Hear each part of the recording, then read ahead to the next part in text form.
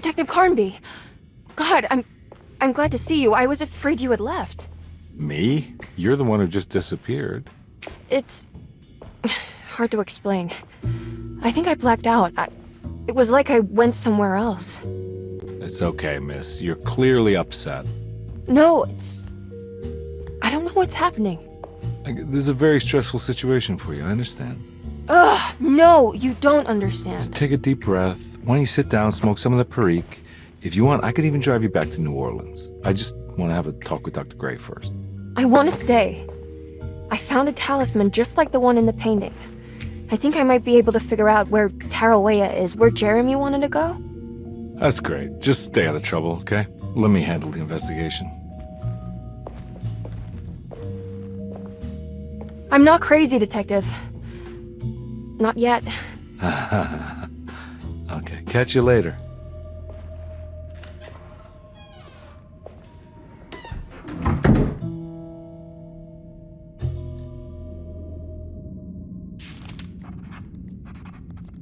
If a talisman... Despite making a fool of herself in front of Dr. Gray and Detective Carnby, Emily felt surprisingly invigorated. She felt absolutely sure that it was her manipulation of the talisman that had brought her back to Derceto. Jeremy mentioned 2 items in his commonplace book that somehow connected him to 2 more dreams, or whatever they should be called. If Jeremy had 2 more worlds open to him, then maybe he would hide there if he was scared. Or maybe he found a way to Tarawea, the place Jeremy so desperately wanted to visit.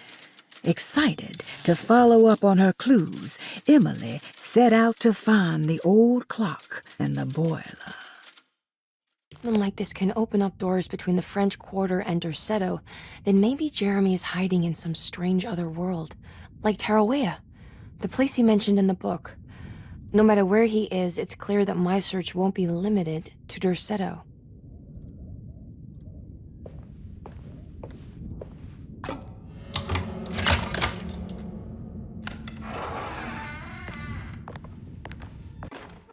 Paul, you're right about the plates on the boiler and the clock.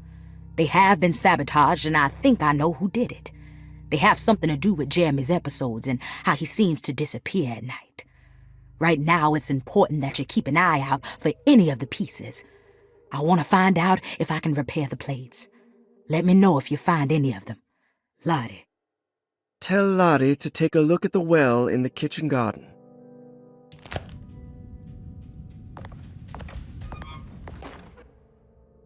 Dr. Elmore Lee Gray is Derceto's chief doctor. Accounting and all administrative work is handled by me, Paul Waits. Magdalena Thompson, or Mags, is responsible for the household.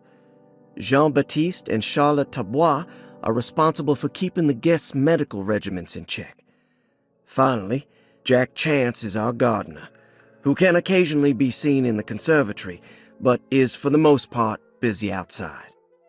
There are currently 6 guests at Derceto. Malcolm McCarthy and Ruth Tallant reside on the 1st floor. Jeremy Hartwood, Elisabetta Perosi, Grace Saunders, and of course Cassandra Beauregard live on the 2nd floor.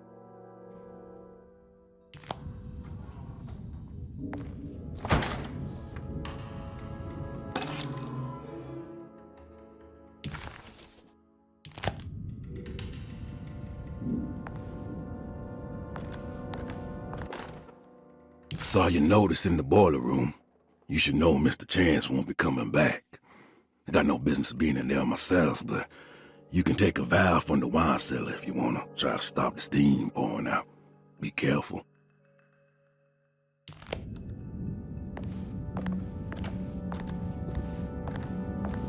I need the key.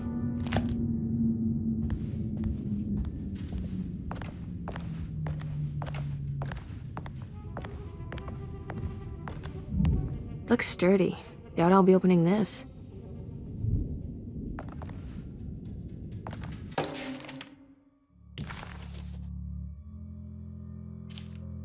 Cassandra Beauregard, the beloved author. Very exciting, isn't it? What do you want to put down for reason for admission? What her agent told us. Cassandra suffers from writer's block and needs to finish her moving picture script before the end of June. Mr. Chardot suggests Cassandra's heavy use of barbiturates is holding her back and risks ruining her career. And how should we summarize her personal history? Let's keep it short. Cassandra Beauregard is a beloved crime author who managed to pull herself out of poverty and into stardom. 5 years ago, she tried killing herself by jumping off a balcony. The incident left her a cripple, and now relies heavily on her wheelchair. And for diagnostic impressions? Cassandra suffers chronic back pain following her suicide attempt. She self-administers morphine to keep herself ambulant, but has become addicted, and the desired effect is now lost. The drug abuse clouds her mind, and she is unable to focus on real life. To save herself from this insight, she instead makes up stories to fill out the gaps in her own thought process, resembling the Korsakoff syndrome. Oh, bravo, Doctor. How will you treat her? First of all, she needs to be weaned from her drug addiction, and hopefully it will resolve her compulsive lying. Then look into permanently numbing her pain in her back through surgery. Finally, deal with her suicidal thoughts.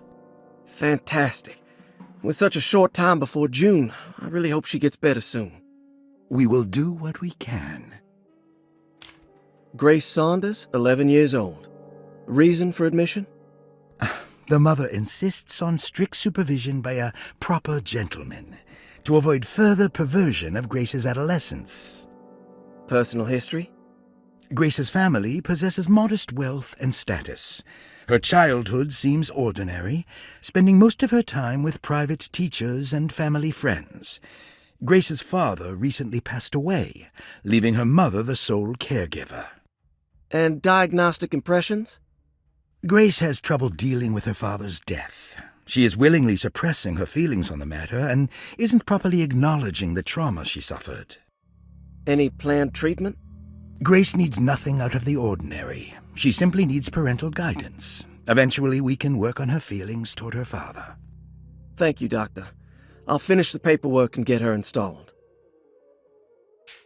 Malcolm McCarthy, 54 years of age. Reason for admission? McCarthy admitted himself to Derceto, stating simply that he needs some damn rest. And personal history? McCarthy claims he used to work as a lawyer in Baton Rouge, but says he can't go into details because of some legal dispute. His background remains largely a mystery, except for the occasional clue that he drops in conversation. Huh. And diagnostic impressions? McCarthy is an anxious man and an alcoholic. He often tells half-truths due to some deep-seated inability to trust other people. And how will you treat that? McCarthy will take some time to open up.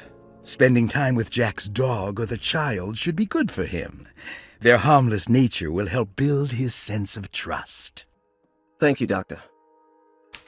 Elisabetta Perosi, 33 years old? What should I put down as reason for admission? Well, Perosi broke into Derceto and was found wandering the grand parlor. She was confused and suffered partial amnesia. She insisted she belonged here and offered to pay for her stay. Right. What do you make of her story? Perosi claims to have been a member of the Astarte artist colony some 20 years ago, a claim that seems contrafactual due to her young age. She looks to be and even thinks she is 33 years of age. That would make her a child at the time. It seems fair to say that Perosi's story is untrue, deliberately so or not. Diagnostic impressions? Do you have anything?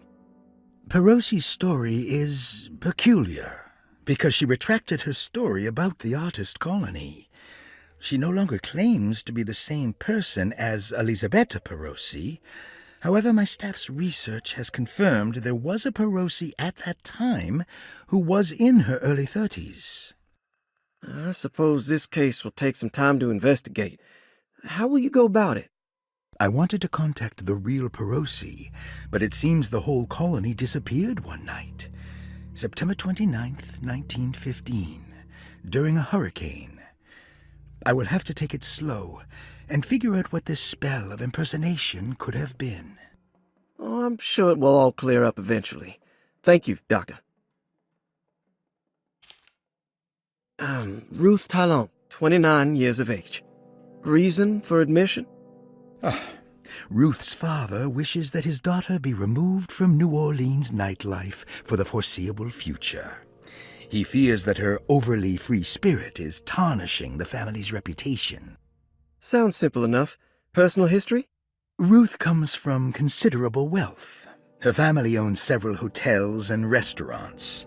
Unlike the rest of the family, her sense of adventure has taken her around the world, including France during the Great War as a photojournalist. The last decade, she has provoked many rumors of being a debauched flapper, bordering on nymphomania. And diagnostic impressions? Despite her father's frivolous reasons for her to be admitted, Ruth does seem to provide an interesting case. She is refreshingly open and doesn't shy away from talking about her life during the war or her continuous celebration after returning to the States. She is admittedly a sexual deviant and feels no remorse. And her treatment plan? Simply staying at Derceto should do wonders for Ruth. If not, at least for her family's reputation. Ruth doesn't need to change, but with therapy I might be able to share with her some sympathy towards her family. I doubt she will settle down and become as dull as the rest of them, but at least she might try to be more discreet in the future.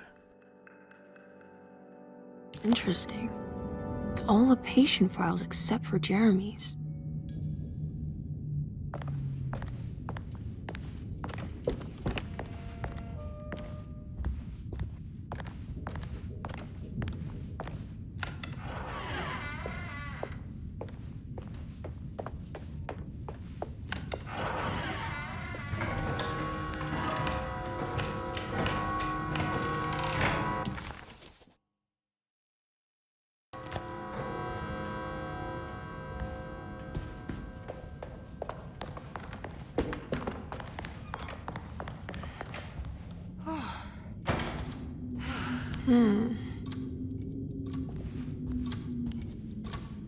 What's that stain? Looks like some kind of rot. This must be the clock mentioned in the commonplace book. This looks like the thing that held the talisman in the French Quarter, but it's broken and missing some pieces. The old clock was an intricate machine with eccentric astronomic motifs, but nothing appeared particularly unusual to Emily. But then she discovered a large decorative plate that reminded her of Miss Jackson's ritual bench, where she had configured the talisman to open the door back to Derceto. The clock's plate had unfortunately been sabotaged, but if she could piece the plate back together, she figured she would be able to repeat the procedure and maybe open up to another world.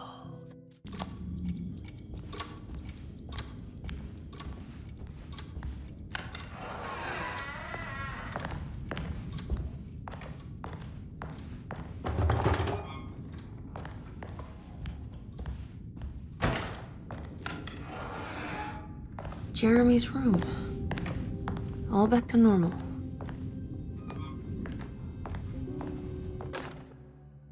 Emily's here.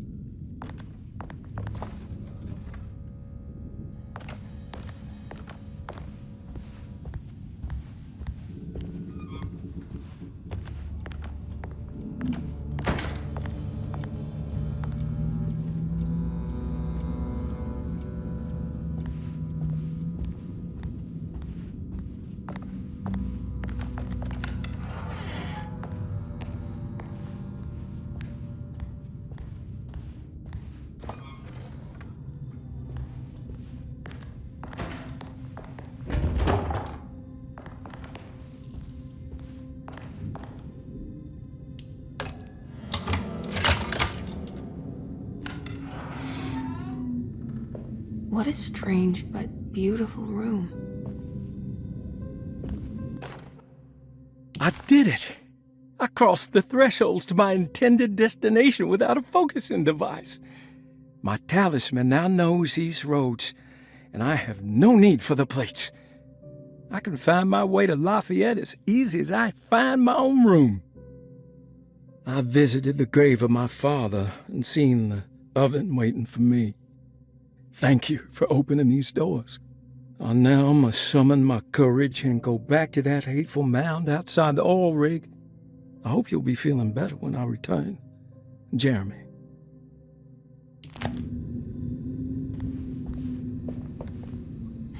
Are these zodiac signs?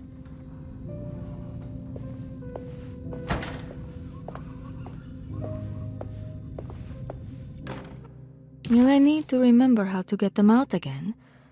They are locked up for good reason. I am sure she is still able to whisper the answer in the ears of the wrong people. But not for long. I will see her burned soon enough. That black goat will be sacrificed to put an end to it all. Then it will all be over. No more Derceto, and sadly, no Astarte. Those good pirates of Pontchartrain. May you still sail the lake, until you find the shores of Hali.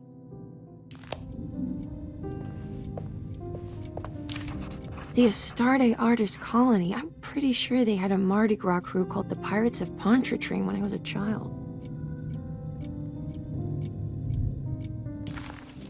The simple astrology cipher was a favorite among the artists who lived in the house 20 years ago.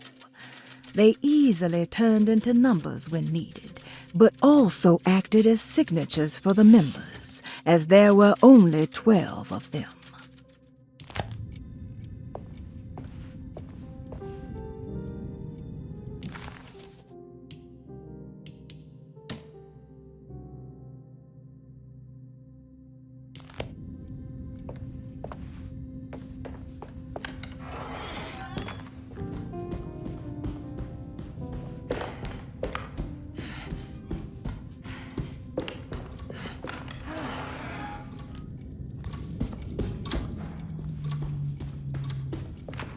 I need the key.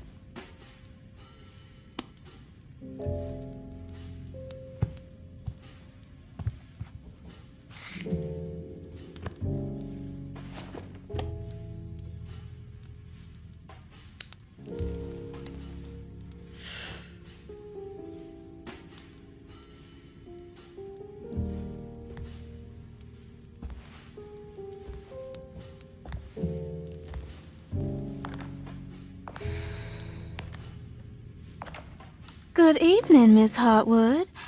That is your name, isn't it? I would be terribly embarrassed if it wasn't. You're right. Emily Hartwood, Jeremy's niece. Nice to meet you. Ruth Talon.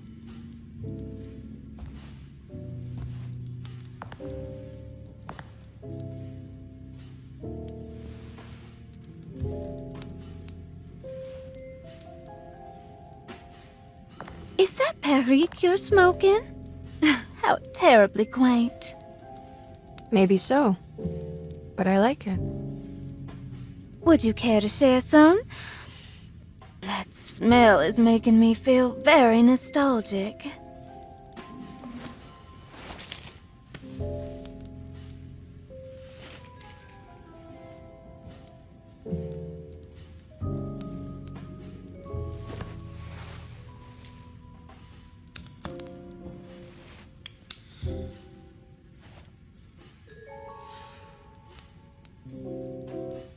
Is it all that you hope for?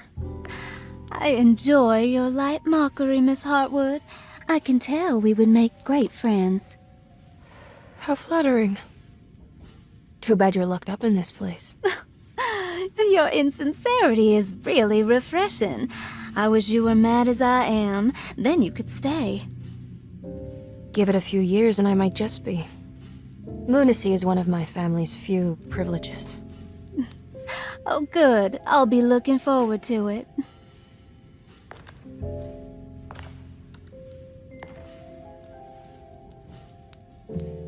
You don't know anything about what happened to Jeremy, do you? Everyone here is really strange, and it's hard to know what to make of anything you hear. Occasionally, it sounds quite exciting, though. Good versus evil and all that. I'm sorry, but I don't think I have anything useful to share. It doesn't matter. Thank you for the much-needed break. Bon voyage.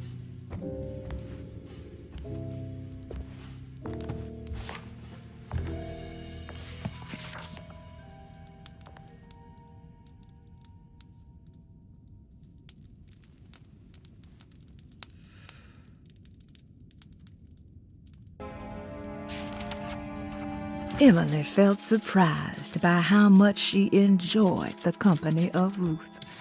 There was something familiar and friendly about her, like they were old friends that simply forgot about each other.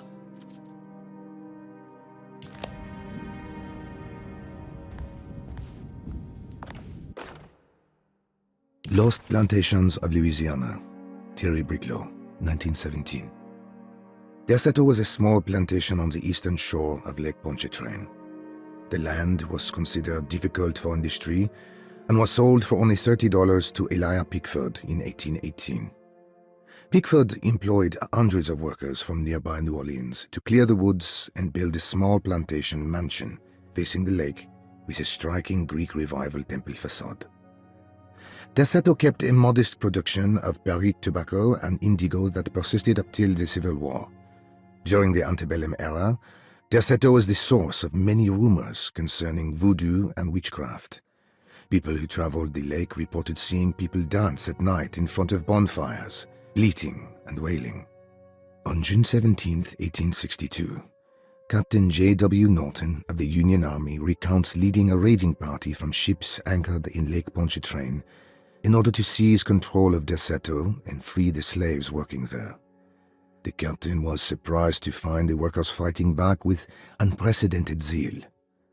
Norton's account describes these men and women as enraged with fanaticism. Pickford reportedly tried to placate the raiders, but was shot in the confusion. Captain Norton left the mansion burning and retreated to his ships with his men. Derceto was left in ruins for several decades. The ownership of the land was long disputed and returned to the Ledoux family in 1901. Several police reports were filed during the following years as the Ledoux tried to get rid of a camp of squatters on their land. The police made several visits to remove the trespassers, but the people kept returning. On November 1, 1907, Inspector Legrasse of the police charged a deadly attack in order to save several children kidnapped by the squatters. Many were killed and even more were jailed. The following year, Ledoux rebuilt Derceto, incorporating the surviving stone foundation and adding a magnificent wrought iron conservatory. The farmland had been reclaimed by the surrounding woods, so it was no longer profitable to use as a plantation. Instead, the house was turned into an artist's colony. The Astarte Artist Colony was a successful group of artists, including figures such as painter Heinrich Cassel and poet Nora Keith. The group was also known for their beloved Mardi Gras crew called the Pirates of Pontchartrain. On September 29, 1915, a tropical hurricane tore through Louisiana, causing Lake Pontchartrain to flood New Orleans. Due to the remote location of Derceto, it took almost 2 weeks for outsiders to learn that the artist's colony was abandoned. The 12 residing artists had all vanished without a trace. The empty mansion of Derceto still stands on the shore of Lake Pontchartrain, with much of its temple facade intact. The Ledoux family currently has no intention of repairing the house.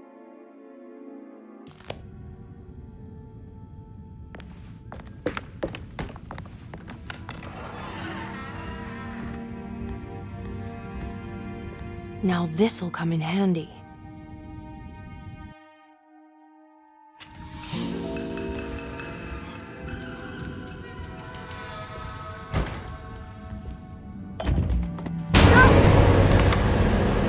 What is going on here?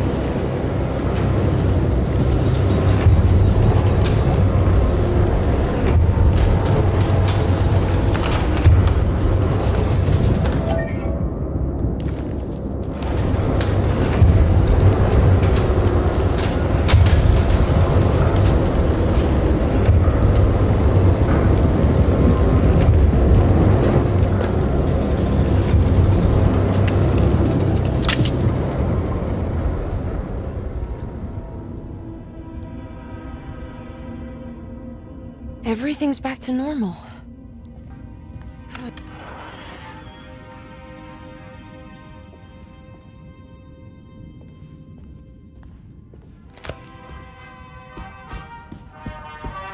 It's wet shut.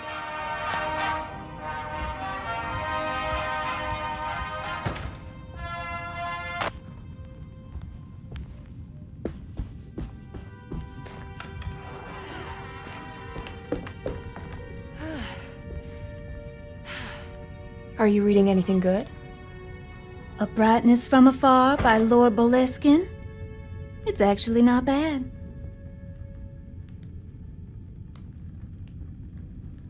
Do you know where Detective Carnby is? Oh, you don't need him. You're doing fine.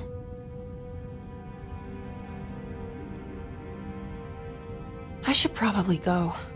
Until next time, chérie.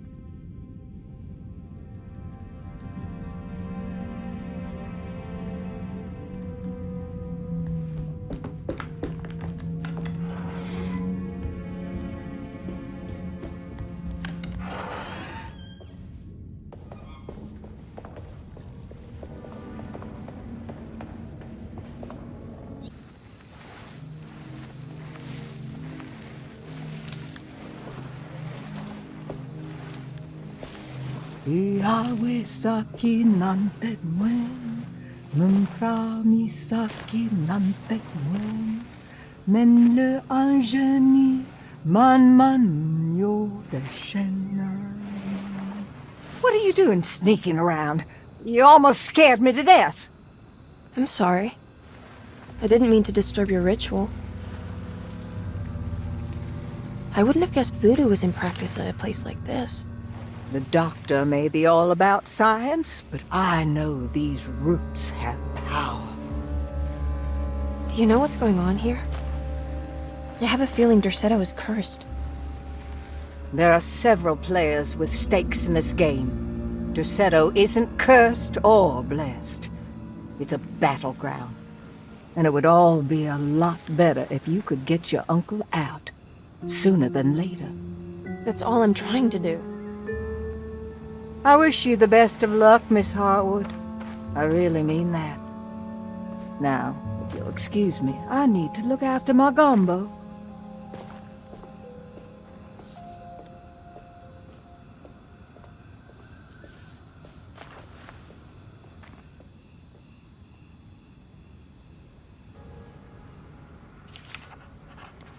The housekeeper buried something in the flower patch beneath one of Dr. Gray's windows. She was singing in some Creole language, performing a peculiar bourgeois voodoo ritual. Certainly not an unfamiliar sight in the French Quarter, but voodoo had never felt this bitter to Emily.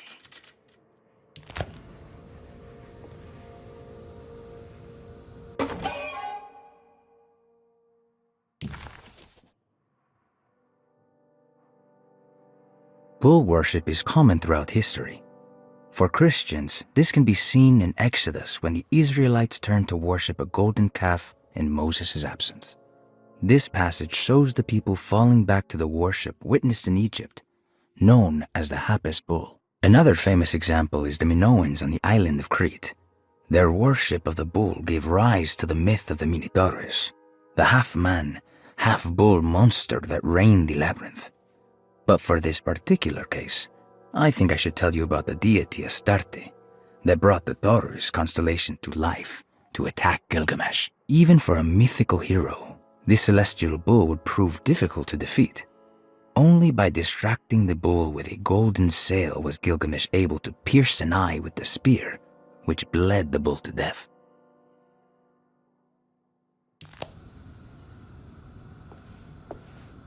What's that?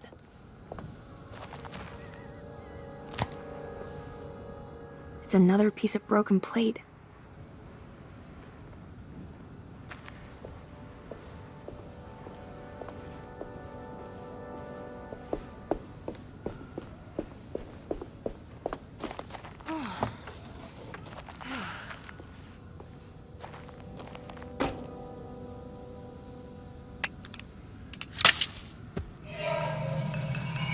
It worked.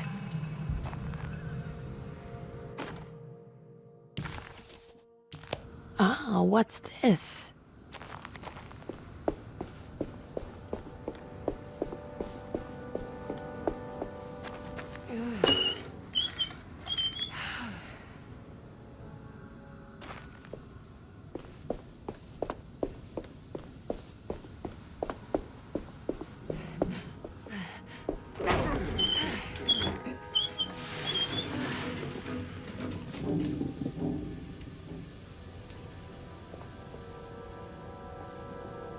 There we go.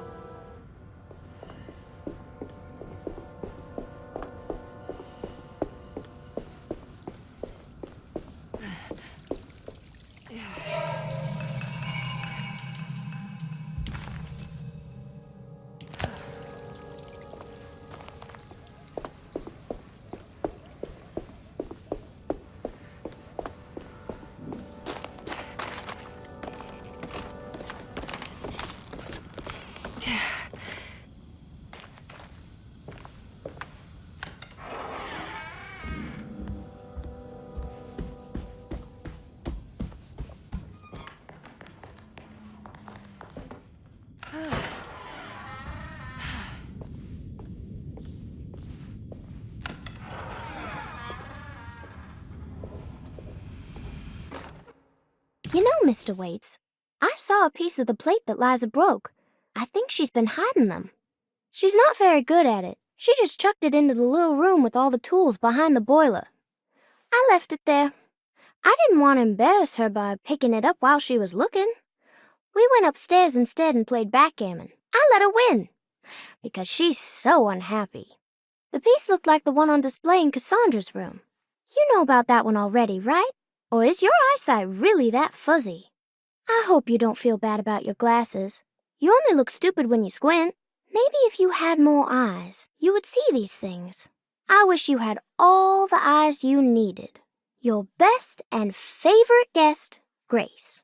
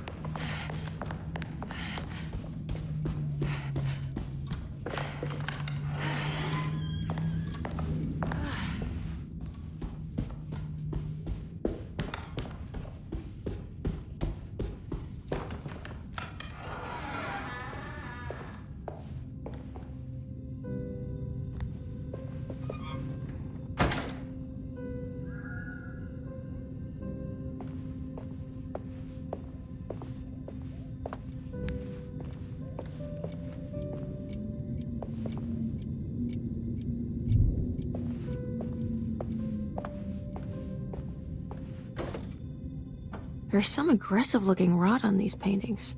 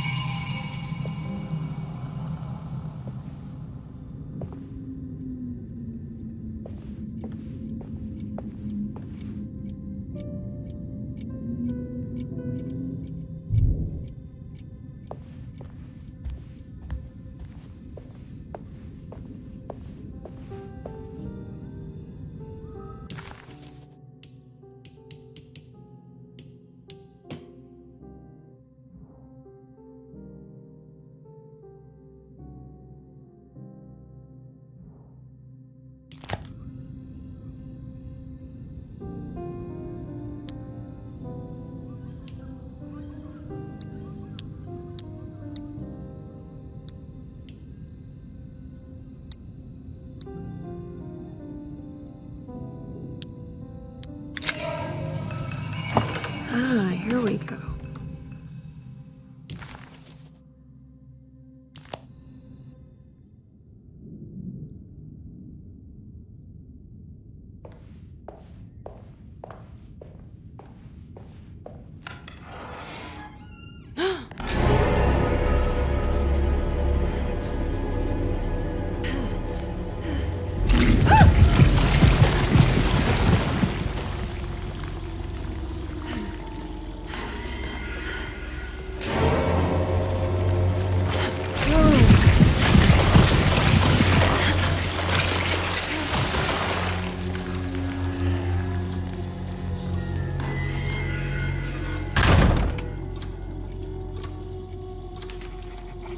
Suddenly, Jeremy's bleak dreamscape devoured Emily, drowning her in dread and darkness, only to moments later spit her out again. What had happened, and why? Was that her doing, or did someone else make it so? I don't understand what's happening.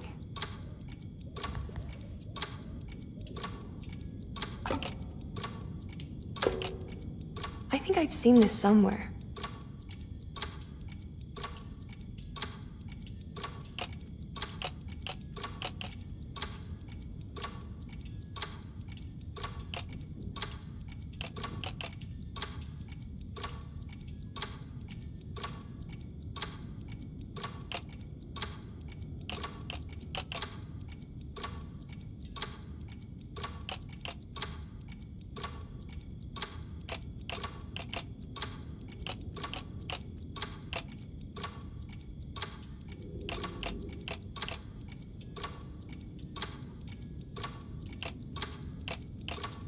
There was something in Jeremy's notebook about this.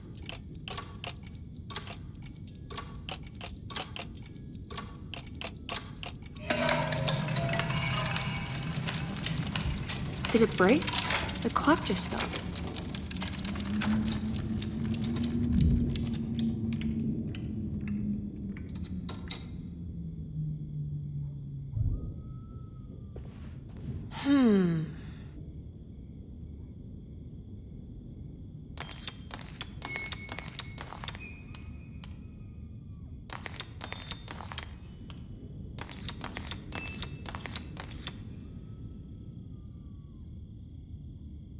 It's showing me something.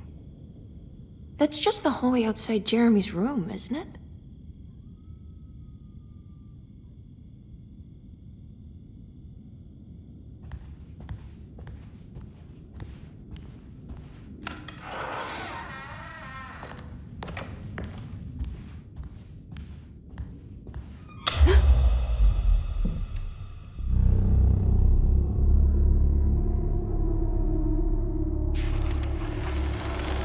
Emily deserved a sense of triumph, but she was too on edge to appreciate her success. There was no reasonable explanation why the talisman let her open up this other world. Was this really happening? Or was this somehow all in her mind? There was no time to question her own sanity. She had to find Jeremy. If he was here, she thought, would she find Jeremy in the hateful mound?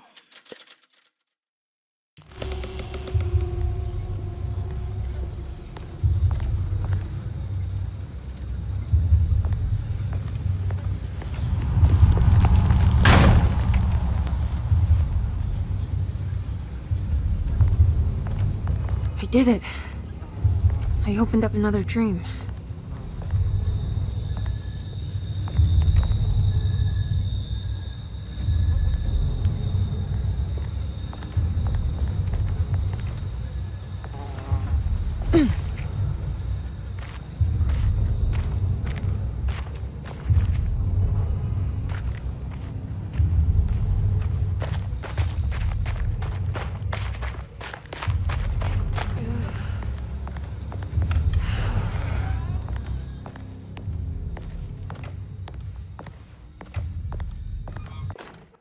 May 1923, Monday.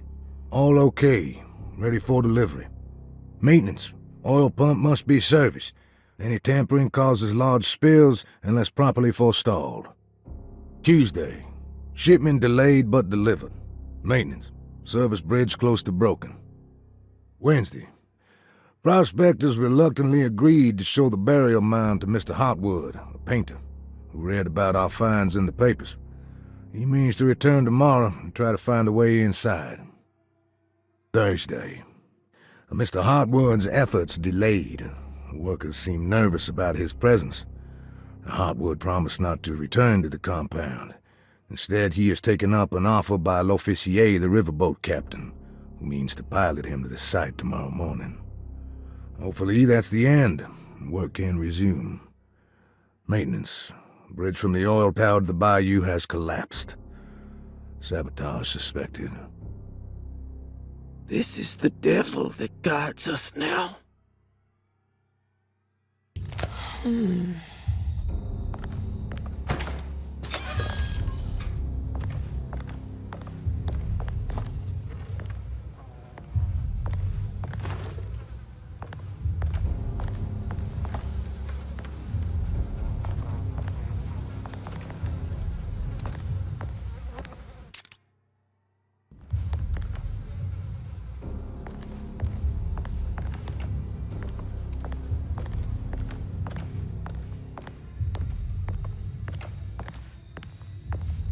I need the key.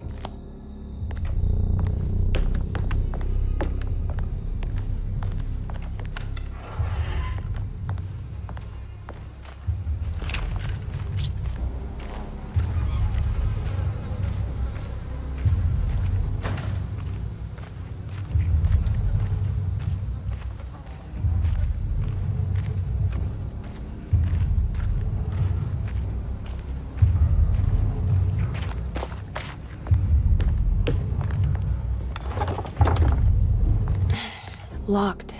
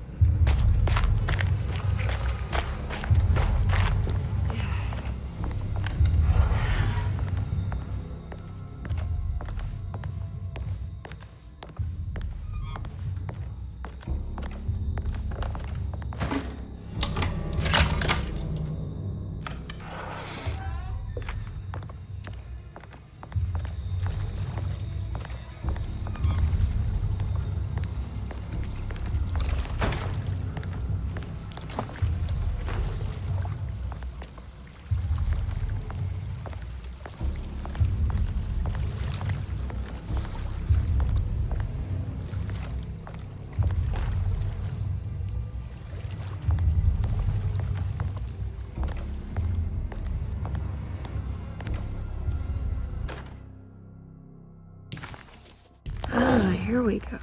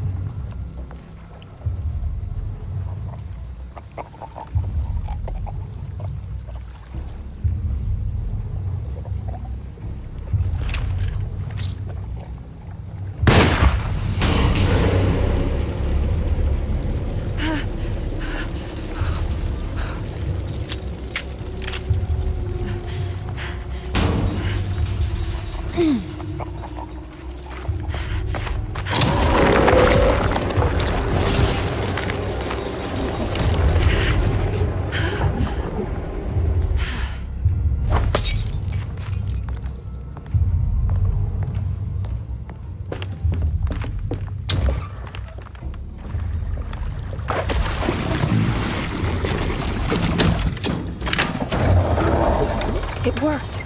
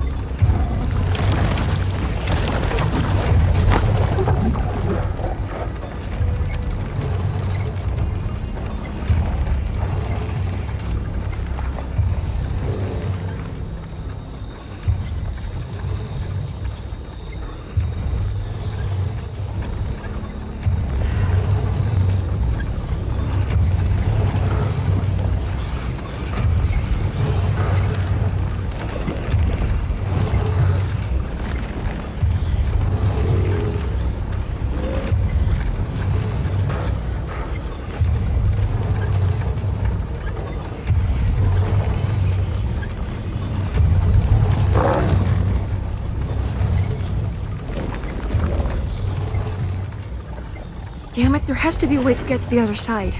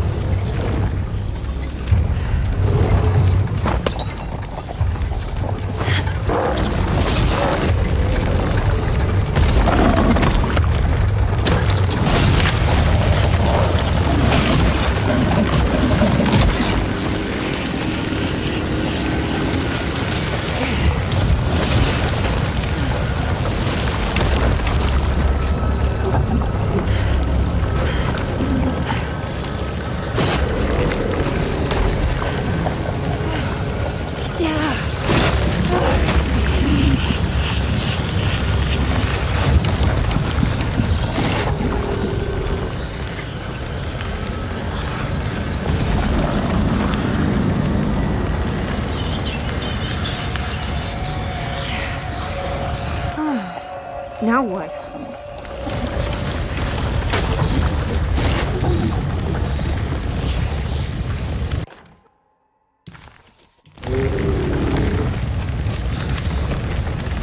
Don't look down, Emily.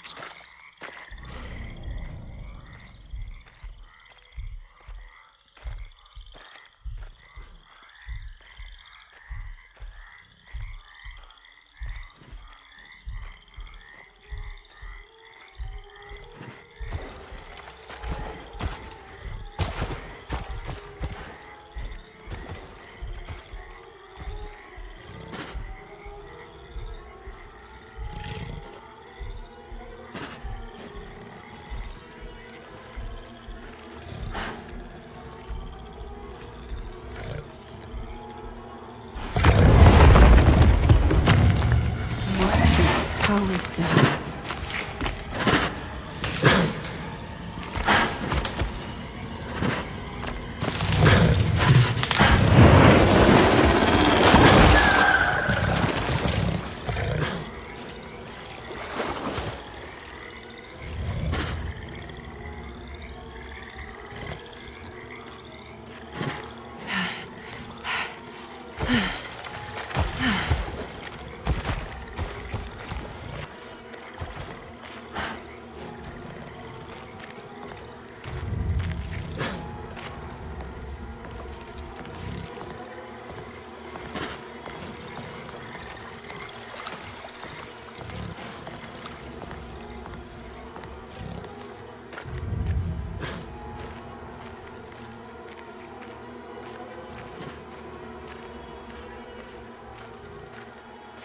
It's the hateful mound Jeremy mentioned in his book.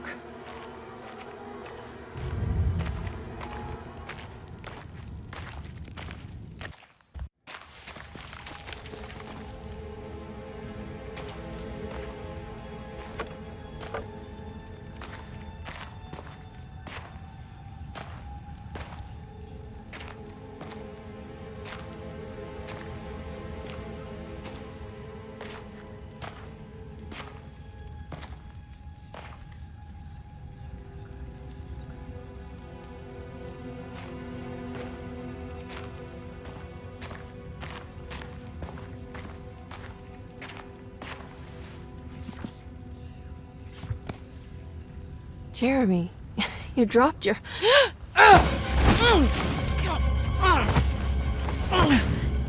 Mrs. Marcus? Get off of me!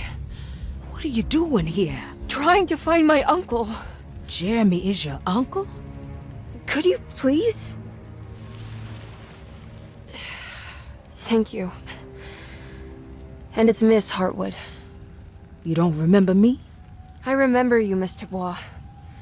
I met your brother Baptiste earlier. I suppose he hadn't found Jeremy either then. We spread out to find him. Can I have this? I'm trying to get to Tarawea. Fine, believe the rest. I just want Jeremy to come looking. We have to leave before it comes inside. What? Where? Come quick!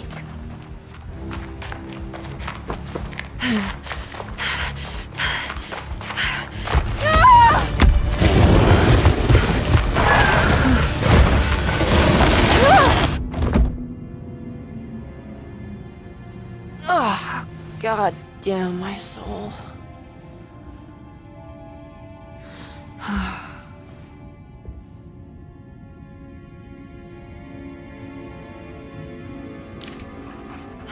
The dream of the grave under the cheniere suddenly vanished, and Emily found herself back at Derceto. Instead of Jeremy, she found Lottie, who, just like her brother Baptiste, reminded her of John, who died so bravely in the war. She pushed her painful memories out of her mind and returned to her investigation. She still needed to figure out what to do with the boiler. Back at Derceto.